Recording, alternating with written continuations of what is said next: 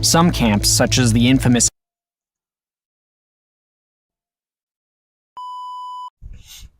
Hey guys, welcome back again to my YouTube channel. So today we're going to be diving into WW2, the emergence of Nazism and the Holocaust, the Jewish story unpacked. Stick around to the end of the video. Don't forget to like, subscribe, and comment on this YouTube channel. Let's go. In the first half of the 20th century, Germany was the preeminent intellectual and cultural capital of the world, and Jews were well-integrated citizens. The emergence of Nazism and its leader, Adolf Hitler, changed Europe and led to the greatest destruction that the Jewish people have ever faced, the Holocaust.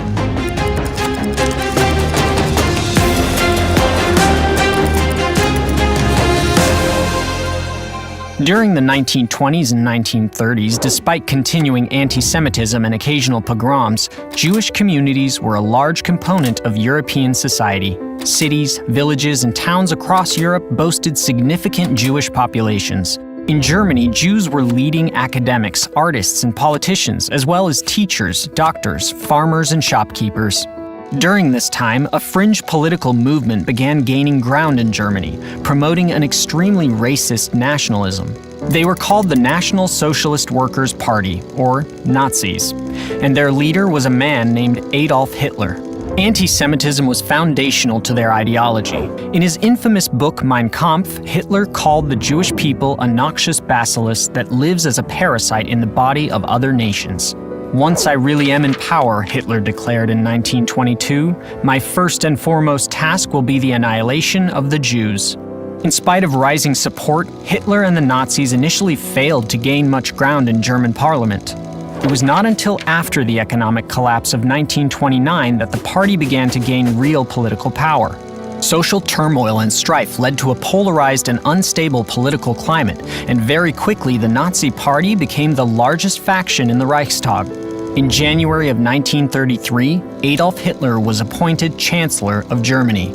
1 month later, the Nazis claimed that a fire at the Reichstag was started by communists planning an insurrection and used the fear of a communist takeover to abolish constitutional protections. Shortly thereafter, Hitler was given the right to govern without the consent of Parliament, effectively establishing a Nazi dictatorship in Germany. On September 15, 1935, the Nazis passed a series of notoriously racist laws called the Nuremberg Laws, which stripped Jews of their German citizenship, removed all of their political rights, and legally institutionalized their persecution. Many Jews attempted to flee the country, though their options of where to go were very limited. In September of 1939, Germany invaded Poland, officially beginning World War II. In the wake of German military expansion, a campaign of mass murder was carried out on the Jewish population. In towns and villages occupied by the German army, German military and police units, the most infamous being the SS, were instructed to carry out a war of annihilation on the Jews. Nazi soldiers, often with the help of local collaborators, Like, what I want to understand is why seek their total annihilation? Why? What is the benefit? Like, I still don't understand that you want to exterminate a fellow human being. What benefit do you get from it? What benefit? What benefit? What is the exact benefit you get from it? What, because of power superiority or what? Because I don't see any other thing like that. I feel like he was so drunk with power, and I'm even surprised to the fact that they allowed him get to that position, knowing his agenda. They still allowed him to get to that position. It infuriates me. It makes me angry. I'm sorry if I'm displaying a set of anger I've never displayed on this channel. It makes me angry. What? Why? For what reason? For what exact reason do you want to annihilate a whole nation? Why? What benefit does it give to you? That's some kind of videos if I see, I be God. I'm so sorry. Let's continue. Sorry for my outburst. I'm calmer now. Rounded up Jewish men, women, children, and the elderly, took them to mass graves, and shot them to death, murdering roughly 2 million Jews within just a few years. To separate and control the Jewish population, The Nazis forced Jews into ghettos, small areas of cities and towns that were walled off from the rest of society. In 1941, it became law that Jews were required to wear a Star of David to identify them at all times.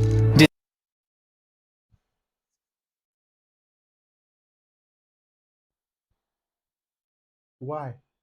What was their crime? For just existing. Their crime is existing. Their crime is just existing. That was their only crime. Just for being born. Imagine someone hating you, someone wanting to exterminate you, someone wanting to unalive you because you are just born. That is their only crime. That is their only crime. It's their only offense. I'm pissed off right now. I'm pissed off with this. What I'm hearing, I'm really pissed off. I never really know this side of the story. Like, at first, right, when I reacted to World War II, at first I was like, okay, maybe because they did something to him, that was why. You just woke up one day and you are like, you want to just because they are, God.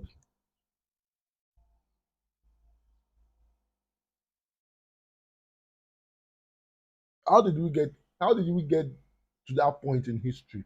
How do we get to that point where we wake up and decide that, oh, this is my fellow human being,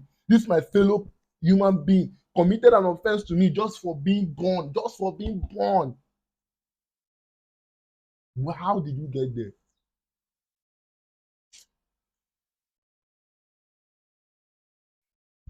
Calm. I'm sorry. Let's continue. Disease in the ghettos spread like wildfire and starvation was rampant. In January of 1942, Nazi leadership and representatives from various government ministries met at what came to be known as the Wannsee Conference to coordinate their efforts toward the efficient annihilation of the Jewish people, known as the Final Solution. Deportations to the death camps became the Nazi regime's primary tactic of mass murder. Jews were sent in cattle cars to places like Belzec, Sobibor, and Treblinka, forced into chambers they were told were showers, and gassed to death. Some camps, such as the infamous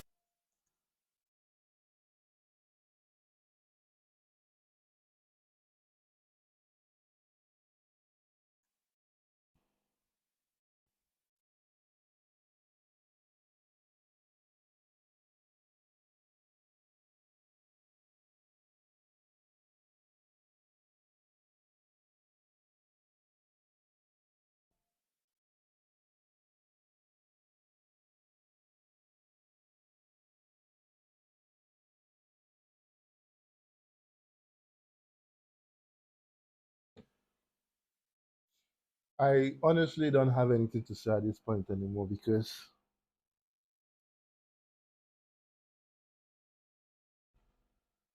God. Oh my God.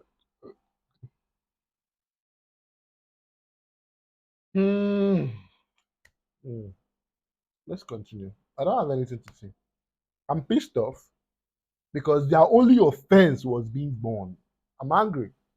Their only offense was being born. That is their crime. They didn't beat you. They didn't attack you. They didn't steal from you. Their only offense was just being born. Literally, their offense was just being born as Jews. You took millions of them inside a chamber. Inside a chamber.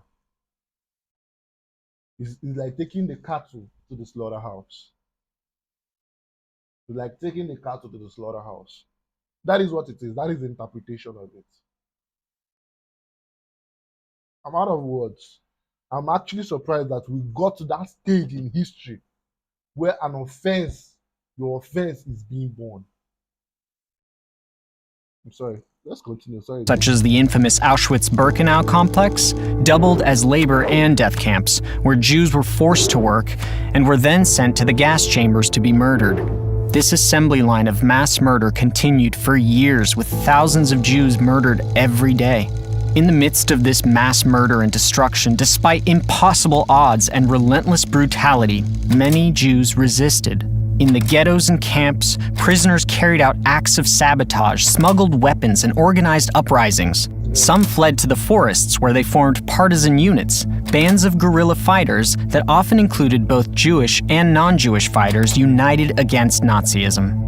These partisan units blew up trains, sabotaged Nazi operations, and fought head-to-head against German soldiers.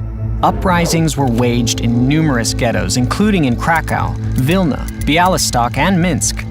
Spiritual resistance was also present throughout the ghettos and camps. Through observing holidays, studying Torah, upholding Jewish values, creating art, writing poetry, singing songs, spiritual resistors maintained dignity and upheld the strength of the human spirit even in the face of violent hatred, cruelty, and dehumanization.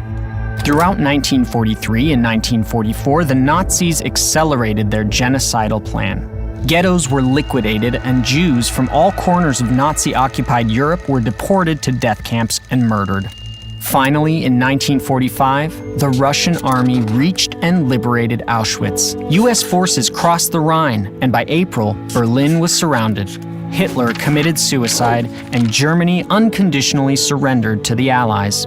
By the end of the tragic war, roughly 6 million Jews and 5 million others, including Roma, Poles, homosexuals, the disabled, communists, and political dissidents, had been murdered by Nazis.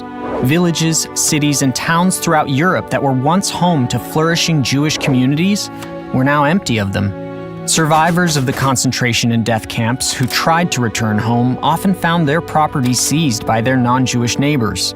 With no recourse for reclaiming their homes or possessions, they became refugees, many ending up in displaced persons camps before moving on to form what have since become flourishing Jewish communities in the Americas and the land of Israel. The Holocaust was a brutal campaign of persecution and mass murder carried out by the Nazis and their collaborators in an effort to systematically annihilate the entire European Jewish population. The scale of death and destruction is unfathomable. But Jewish communities have since worked tirelessly to care for survivors, name the lost, build and strengthen Jewish life around the world, and educate younger generations about the horrors of the Holocaust so that it never happens again.